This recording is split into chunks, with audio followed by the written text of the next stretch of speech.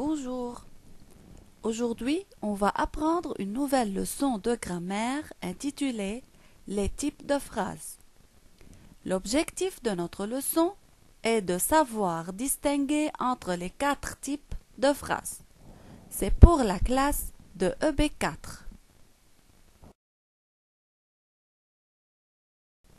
Et pour commencer notre leçon, tout d'abord on va faire un petit rappel. Qu'est-ce qu'une phrase? Une phrase est une suite de mots qui a un sens. Elle commence toujours par une lettre majuscule et se termine toujours par un point simple, un point d'interrogation, un point d'exclamation ou les 3 points de suspension. Et on a vu cela avant. Et dans notre leçon, on va découvrir qu'il y a 4 types de phrases. La phrase déclarative, la phrase exclamative, la phrase injonctive ou impérative et la phrase interrogative.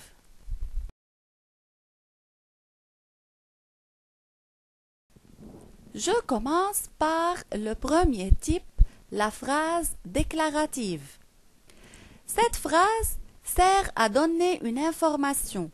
Elle nous raconte quelque chose et elle se termine toujours par un point simple.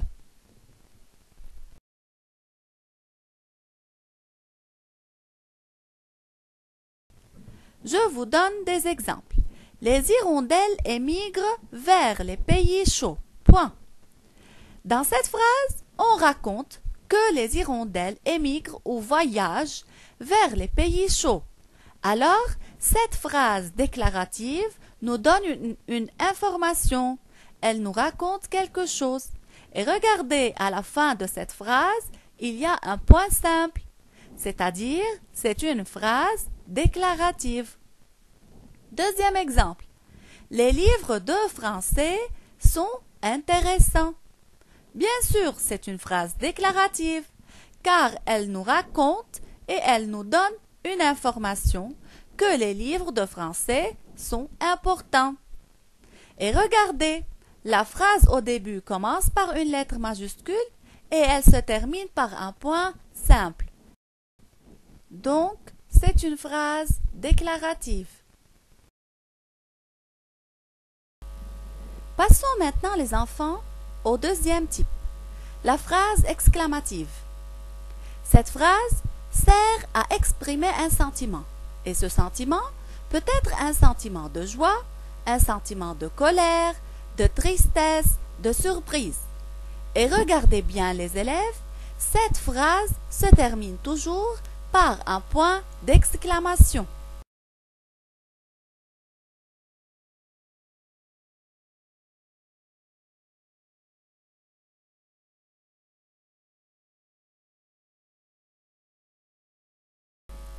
Voyons quelques exemples.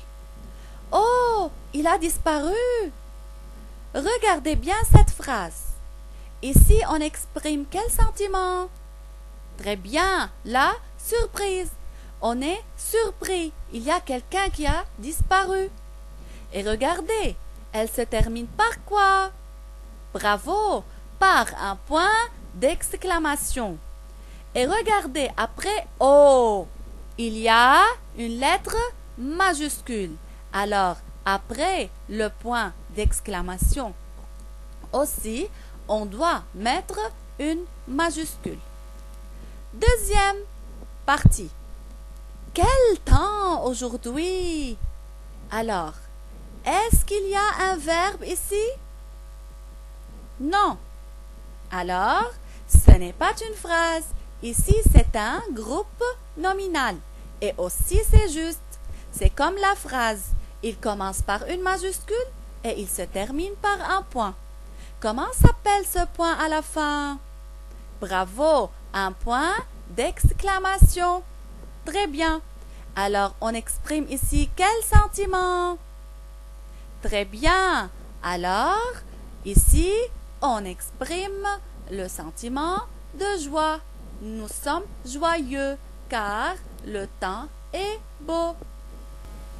Vous devez savoir que pour construire une phrase exclamative, vous pouvez utiliser les deux mots quel, Q-U-E-L pour les noms au masculin et Q-U-E-2-L-E pour les noms au féminin. Comme ça, vous-même, vous pouvez construire vos phrases exclamatives. Et bien sûr, il ne faut pas oublier le point d'exclamation à la fin.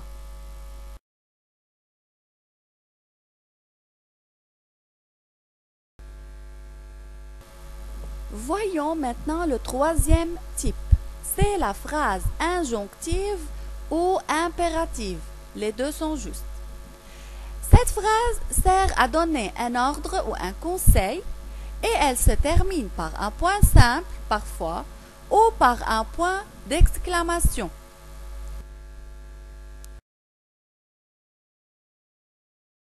Je commence maintenant par des exemples sur la phrase impérative ou injonctive. Va vite chez le directeur. Regardez bien les enfants.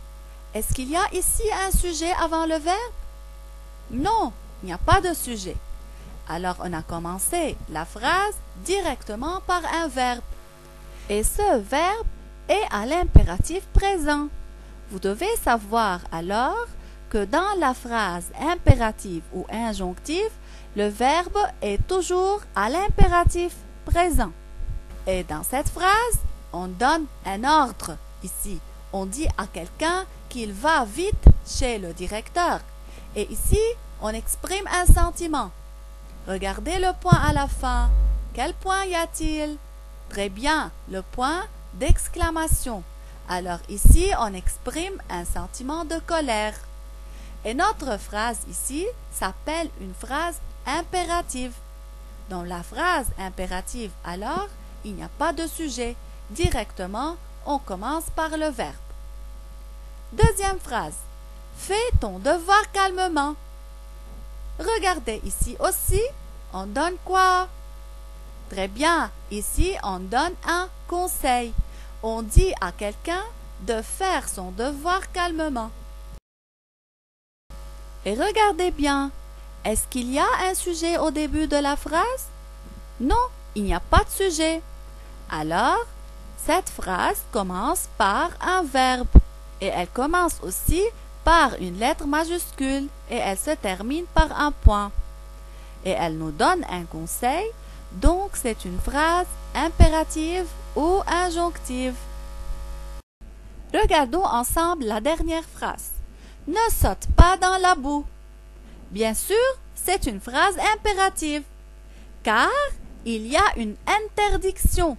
Quelqu'un nous interdit de ne pas sauter dans la boue. Est-ce qu'il y a un sujet dans cette phrase? Non, il n'y a pas de sujet. Mais qu'est-ce qu'il y a avant le verbe? Très bien, il y a le ne. Et après le verbe, il y a pas. Alors, ne et pas, on les appelle les négations.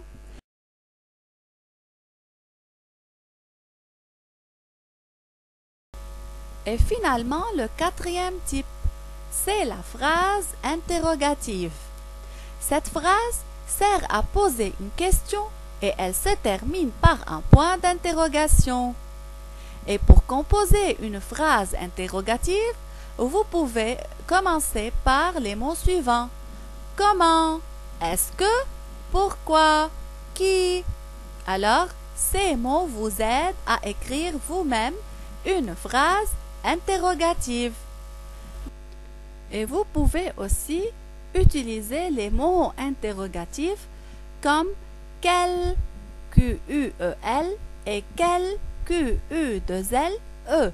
Faites attention, il ne faut pas confondre entre quel pour l'interrogation et quel pour l'exclamation.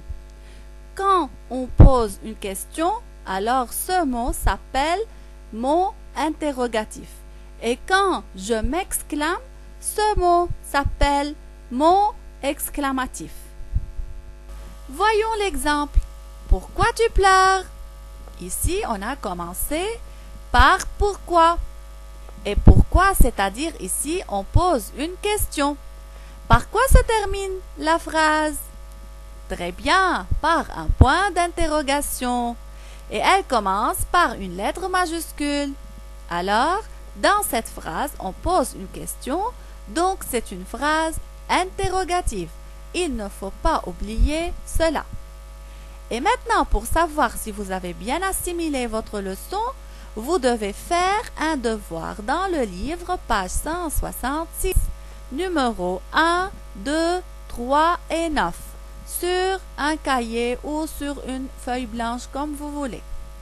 Alors, à bientôt et j'espère que vous avez bien compris votre leçon.